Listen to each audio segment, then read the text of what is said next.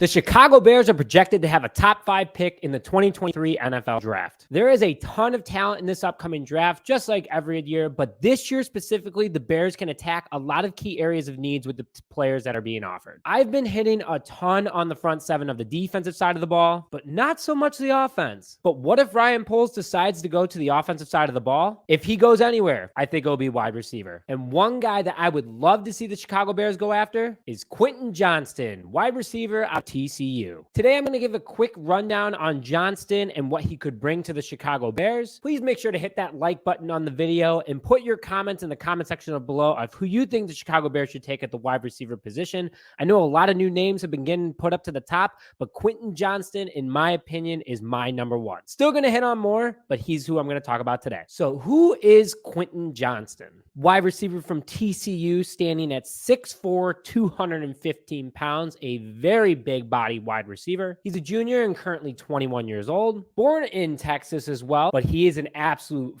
freak of an athlete. He has only gotten better as his college career has gone on. And this year specifically speaks volumes about Johnston. In 2022, Johnston had 53 receptions for 903 yards. That's 17 yards per catch and 5 touchdowns. He's currently on a college playoff football team. Johnston has been a huge reason for their offensive success, and Heisman Trophy runner-up quarterback Max Duggan can definitely thank Johnston for his success of being even considered a Heisman Trophy candidate. Johnston's stats are one thing, but his scouting report is another, and this is why I'm getting very excited about the Bears even flirting with the thought of bringing him to Chicago. According to NFLDraftBuzz.com, he has a 90.6 grade. He's the number 2 ranked wide receiver in the 2023 NFL Draft, according to NFL Draft Buzz. He has a 4.4 40 time, so he is crazy fast. He was ranked 60 out of 100 for his hands, 84 out of 100 for his short routes, 89 out of 100 for his mid to slightly long routes. In his deep routes, he was ranked 93 out of 100, blocking 63 out of 100. But all his routes being above 84, that is super impressive. So the scouting report says one thing, but why do I want him to come to Chicago? His size alone at 6'4" makes him a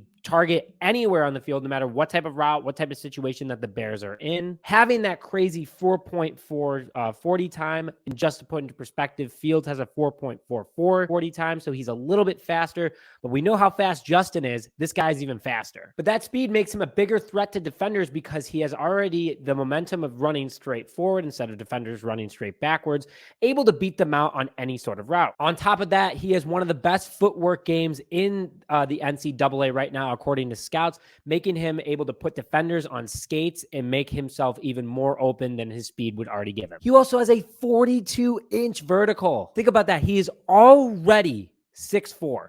Derrick Rose had a 44-inch vertical when he dunked on Dragic way back when. So just putting that in perspective, he has a 2-inch shorter vertical than Derrick Rose, and he's the same height as him. That vertical plus his height is huge for deep ball threats, but also for jump balls in the red zone or on a Hail Mary, anything like that. It gives him the advantage to jump over everybody else. Hey, he could also be a dual athlete and play for the Bulls later in the bowl season. Just putting that out there. All I'm saying, they could use a little bit of help. But going back to what he can do on the football field, he's got insanely long arms, which allows him to either catch over defenders, catch over throws, or even short throws where he has to reach back. On top of that, though his blocking isn't the greatest, which is one of his weaknesses that the scouts mainly talk about, which is really his biggest weakness is his blocking, is that he's not afraid to bulldoze over defender once he has the ball. There's been a ton of video that we don't have the rights to showing you guys. You guys can look it up for yourself, but he is bulldozes over defenders, gives them a nice stiff arm, isn't afraid to, hit them right in the chest to gain an extra 3 or 4 yards, potentially knock them over. But again, that blocking is one thing that hurts him a little bit. Again, 60 out of 100 isn't great. It's pretty average. But at the same time, he can learn that in the NFL. But he knows that coming to Chicago, he's going to have to be able to do that because we've had guys like St. Brown, Harry, and even Chase Claypool who have done a pretty good job at that. And our running backs and Justin Fields have definitely appreciated that. But Quentin Johnson, I think that he could be a huge asset for the Chicago Bears moving forward if Ryan Poles decides to keep that top 5 pick if he doesn't trade back. But he could still be available. He's projected top 10. So let's see what the Bears do. Thank you for joining this episode of Just Another Year Chicago. Please throw your comments in the comment section below and hit that subscribe button if you like this video. Thank you very much for taking the time to come here today. More Bears videos to come out, and we will see you guys next time.